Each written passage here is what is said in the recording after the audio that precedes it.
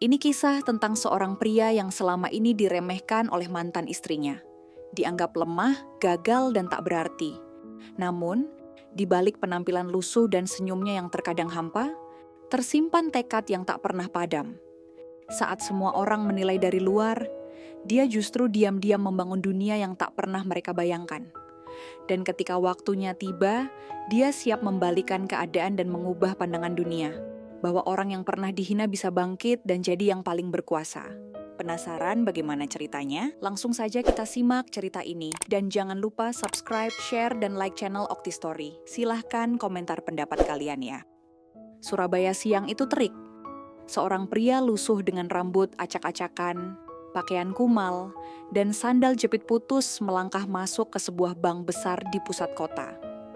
Di gendongannya, seorang anak kecil tertidur lelap, pipinya kotor, bajunya lusuh, namun tetap terlihat manis. Orang-orang di bank langsung memandang sinis. Beberapa petugas keamanan saling bertukar pandang. Wajah mereka menunjukkan rasa tidak nyaman. Di antara desas-desus kecil, seorang satpam dengan tubuh kekar melangkah maju. Suaranya berat dan penuh perintah. "Pak, ini bank, bukan tempat ngemis, silakan keluar." Ucapnya dengan nada tinggi, seolah ingin segera mengusir pria lusuh yang berjalan pelan menuju teller. Pria itu diam, tidak menjawab. Matanya tajam, tapi terlihat ada kelelahan dalam sorot itu. Ia hanya melirik ke arah teller, menepis tangan satpam yang mencoba menahannya, dan melangkah terus seolah sudah ada tujuan yang jauh lebih besar dari pandangan orang-orang di sekelilingnya. Namun langkahnya segera dihadang. Seorang wanita muda bergaun merah menyala, heels mahal yang berderit halus saat melangkah cepat ke arahnya. Wajahnya cantik tapi penuh kemarahan yang membara, membuat semua orang berbalik melihat. "Andra!" Suaranya pecah nyaring, menggema di ruang bank yang hening. Mata semua orang langsung tertuju pada mereka. Teller mulai saling berpandangan, desas-desus semakin berbisik. Satpam bersiap untuk mengamankan situasi. Wanita itu, Melinda, mengerutkan alisnya dengan ekspresi jijik dan kecewa. Kamu ngapain kesini dengan dandanan kayak gini, malu-maluin?" bentaknya tanpa menahan diri. Andra tetap diam, memandang dingin tanpa membalas. Ia memeluk erat seorang anak kecil yang terlihat kotor dan lusuh, memakai baju sobek dan sepatu yang hampir hancur. "Kamu bawa dia buat ngemis sekarang? Jadi alat buat dapat iba orang," lanjut Melinda dengan suara penuh kebencian. Mata orang-orang di bank tertuju tajam pada mereka. Bisikan mulai bergulir lebih keras. Teller mulai mengeluarkan ponsel. Sepertinya ingin melapor. Melinda tidak berhenti. Suaranya makin meninggi, penuh dengan amarah yang lama terpendam. "Aku minta cerai karena kamu gak bisa kasih aku hidup layak. Gak punya masa depan, gak punya kerjaan, cuman punya mimpi. Kamu miskin, dan sekarang kamu muncul kayak gembel gini. Bawa anak yang bahkan kamu gak kasih nafkah sedikit pun." Andra menarik napas dalam, seolah menahan badai di dadanya. Matanya perlahan mulai menyala, bukan karena marah, tapi karena tekad dan ketegasan yang luar biasa. Ia melangkah pelan menuju teller dan mengeluarkan sebuah buku tabungan berwarna biru tua yang kontras dengan penampilannya. Dengan suara tenang tapi penuh kewibawaan, Andra berkata, "Saya mau tarik tunai 250 miliar rupiah." Sekarang ruangan mendadak sunyi. Teller menelan ludah, ekspresinya kaku, lalu melihat buku tabungan itu. Diperiksanya lewat komputer, lalu matanya membelalak. Tangannya mulai gemetar. Maaf Pak, ini benar?" katanya terbata. Andra mengangguk pelan. Melinda melangkah mendekat, wajahnya pucat. "Kakakmu bilang apa tadi?" bisiknya setengah tak percaya. 250 miliar, ulang Andra datar. "Hanya sebagian uang saya, di tabungan pribadi." Ruangan itu langsung hening seperti membeku. Teller menelan ludah, ekspresinya kaku, lalu memeriksa buku tabungan itu dengan mata yang membelalak. Tangannya gemetar saat mengecek saldo di komputer. Ketika saldo muncul, semua orang terpana. 250 miliar rupiah, jumlah yang luar biasa. Nyaris mustahil untuk dimiliki oleh pria yang tampak seperti gelandangan itu. Melinda terdiam. Wajahnya berubah dari marah menjadi terkejut dan panik. "Andra, itu tidak mungkin. Dari mana kamu dapatkan uang sebanyak itu?" tanyanya dengan suara gemetar. Andra menatap Melinda tanpa belas kasihan. "Dari kerja keras dan tekad. Dari saat kamu meninggalkanku dengan segudang hutang dan anak ini tanpa 1 sen pun," jawab Andra dengan nada dingin. Melinda terdiam, matanya mulai basah. Beberapa pegawai bank mulai bisik-bisik, satpam pun masih waspada, takut situasi makin panas. Melinda tampak syok. Kamu selama ini?" Andra menatap mantan istrinya itu. Tak ada amarah di wajahnya, hanya luka yang sudah kering. "Waktu kamu pergi, aku hanya punya mimpi. Kamu tertawakan, tapi aku simpan luka itu. Dan sejak kamu pergi, aku kerja siang malam. Investasi, bangun usaha, rugi, jatuh, bangkit lagi. Sampai aku nggak sadar, ternyata semua cukup untuk jadi 250 miliar. Melinda mendekat, suaranya berubah lembut. "Sayang, maaf, aku salah. Kita bisa mulai lagi untuk anak kita juga." Andra tersenyum, tapi senyumnya bukan senyum bahagia, itu senyum perpisahan. "Bukan kamu yang aku cari lagi, Lin. Kamu pergi bukan karena aku gagal, tapi karena kamu nggak pernah percaya. Dan sekarang aku nggak butuh orang yang hanya datang saat aku menang." Ia menatap satpam. "Boleh tolong antar mantan istri saya keluar?" Satpam langsung bergerak. Melinda meronta, memohon, tapi Andra sudah berjalan keluar bank, menggandeng anaknya. Semua mata kini menatapnya dengan kagum dan hormat. Tak ada lagi pria gembel dalam pandangan mereka. Yang ada hanya seorang ayah luar biasa dan pengusaha sukses yang menyamar dalam diam. Dan di balik pintu kaca bank yang mulai tertutup, Melinda berdiri mematung dengan gaun merah dan riasan mahal, ditinggalkan oleh pria yang dulu pernah ia hina. Kini lebih berharga dari segalanya yang ia punya.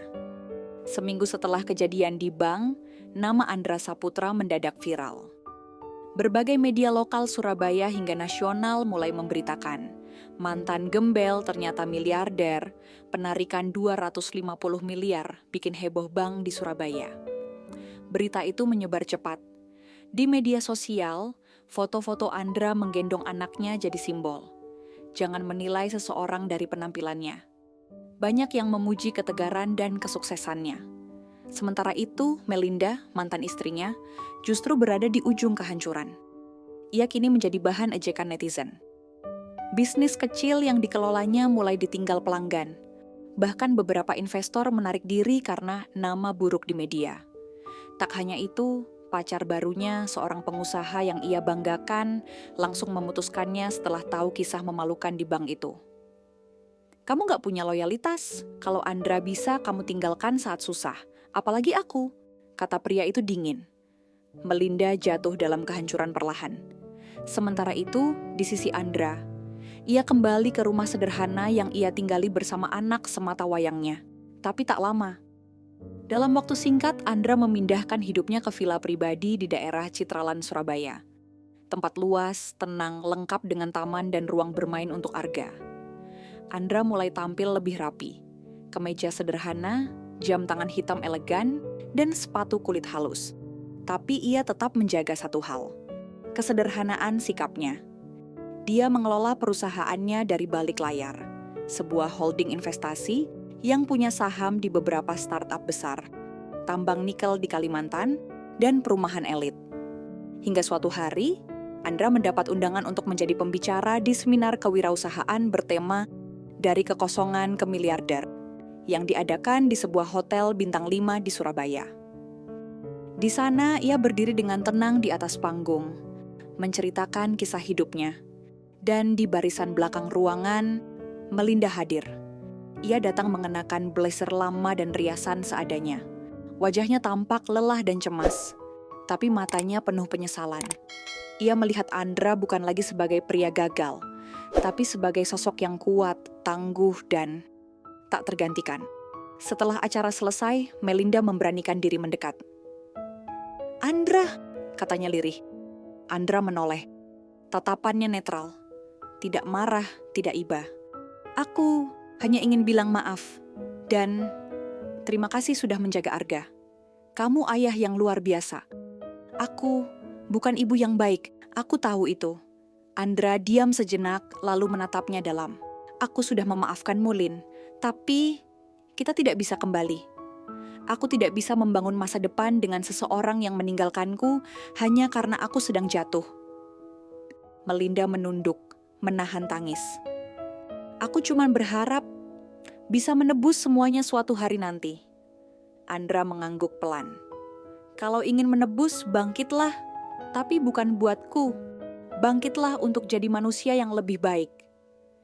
Ia kemudian berjalan pergi, menggandeng Arga yang menunggunya di pojok ruangan. Anak itu menoleh sebentar ke arah ibunya, lalu berlari kecil mengikuti ayahnya. Melinda berdiri sendiri di lorong hotel, menatap kepergian mereka. Air mata mengalir diam-diam, tak bisa dibendung. Dan untuk pertama kalinya dalam hidupnya, ia merasa benar-benar miskin. Bukan karena uang, tapi karena kehilangan seseorang yang mencintainya, bahkan saat dia tak punya apa-apa. Kini Andra hidup tenang, kaya bukan hanya dalam harta, tapi juga dalam jiwa. Ia belajar, kadang cinta bukan hilang, hanya disaring oleh waktu dan kesetiaan. Dan bagi Melinda, pelajaran itu datang terlambat. Cerita ini menyuguhkan sebuah pelajaran hidup yang sangat berharga tentang bagaimana penilaian dangkal dan prasangka terhadap seseorang berdasarkan penampilan luar dapat menyesatkan dan merugikan, serta bagaimana keteguhan hati, kerja keras tanpa kenal lelah, dan kesetiaan pada mimpi mampu mengubah kehidupan secara dramatis. Andra, sosok pria yang pada awalnya tampak sebagai orang yang lemah, miskin, dan terpinggirkan dalam masyarakat, sebenarnya menyimpan potensi dan tekad luar biasa yang tersembunyi di balik penampilannya yang lusuh dan sederhana. Kisahnya menunjukkan bahwa kesuksesan sejati tidaklah selalu terlihat dari luarnya, melainkan merupakan hasil dari proses panjang yang penuh dengan kegagalan, jatuh bangun, dan perjuangan yang tak tampak oleh mata orang lain. Meskipun sempat ditinggalkan oleh Melinda, mantan istrinya, yang memilih pergi karena merasa malu dan tidak tahan hidup dalam kesulitan bersama Andra, pria ini tidak menyerah pada keadaan.